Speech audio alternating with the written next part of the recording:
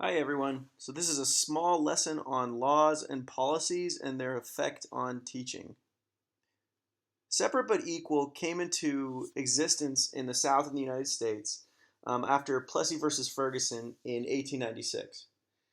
Now, this affected everything from water fountains to maternity wards to prisons to elementary schools, but separate did not always mean equal, and this was most apparent in schools. In the 1950s, African Americans were America's largest racial minority, um, but but illiteracy remained commonplace, especially in the South. While white schools were brand new, fully staffed, and amply supplied, black schools usually were one-room shacks without toilets. They would usually only have one teacher and a broken chalkboard. If black parents wanted children to be warm, they had to buy their own coal, even. Many small town folks obviously were not too impressed with this, and so they began to fight against these injustices. And that's where Linda Brown comes into play. Lyndon Brown was an 8-year-old from Topeka, Kansas, and in 1951 she wondered why she had to ride to school 5 miles away to her all-black school, whereas she would pass about 4 blocks away from her house Sumner Elementary School. Her father tried to enroll her in Sumner, but the Topeka, Kansas school authorities said no because in 1951 she was the wrong color. Her father sued for her to be able to go to Sumner, and this actually made its way all the way up to the Supreme Court. And in 1954, when Chief Justice Earl Warren read the simple, brief ruling that separate but equal was unconstitutional, it was basically the shot that was heard around the world.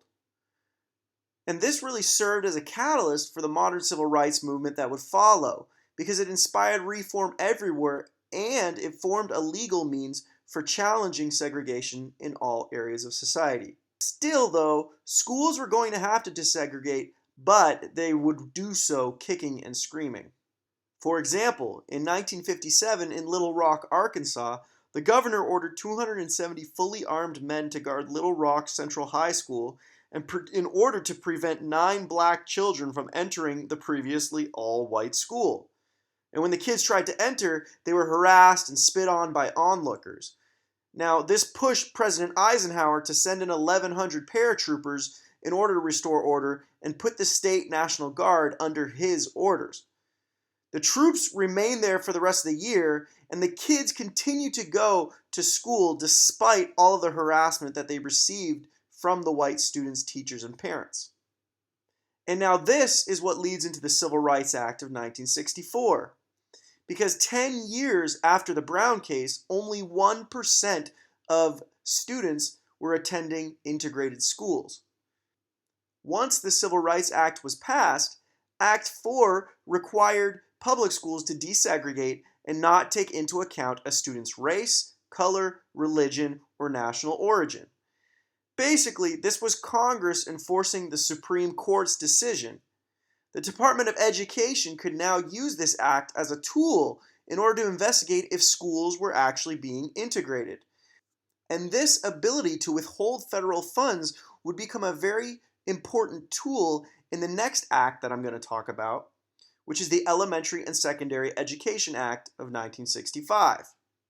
Now, President Johnson was a former teacher, and he believed that equal access to education was vital to a child's ability to lead a productive life. Therefore, on April 9, 1965, Congress enacted the Elementary and Secondary Education Act. This was the most wide-ranging school bill that was ever passed. And Johnson really decided to use this in order to fight his war on poverty. And what it was that $1 billion per year would go to schools with a high concentration of low-income students. Johnson argued that the school bill was wide-reaching because he said that it will offer new hope to tens of thousands of youngsters who need attention before they ever enroll in the first grade. And it will help 5 million children of poor families to overcome their greatest barrier to progress, which was poverty. He also contended that there was no other single piece of legislation that could help so many for so little cost. He said that for every one of the $1 billion that we spend on this program, it will come back tenfold as school dropouts will change to school graduates. Also, it allowed leverage for the Civil Rights Act. Because of all of the new funding going in, then there was more incentive for schools to integrate, because the Department of Education would be able to withhold all of these new funds from schools who refused to integrate.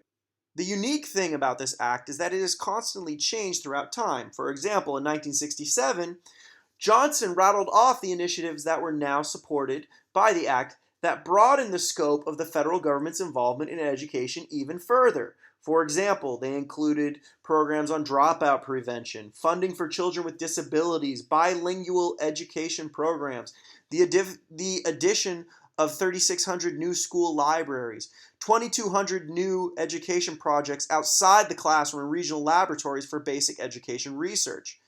Johnson believed that all of these innovations would become the most important legacy of his Great Society programs. More amendments would come in this act, and it would be reinstated over the years. And most recently, it was actually reinstated under Obama and called the ESSA, Every Student Succeeds Act, and that happened in 2015. Now, all of these acts were wide-ranging and had massive effects on the future of American students. Through these acts, educational equity was sought after, and although there continues to be issues in regards to this, such as the resegregation of schools, these laws were paramount to improving the education system in America.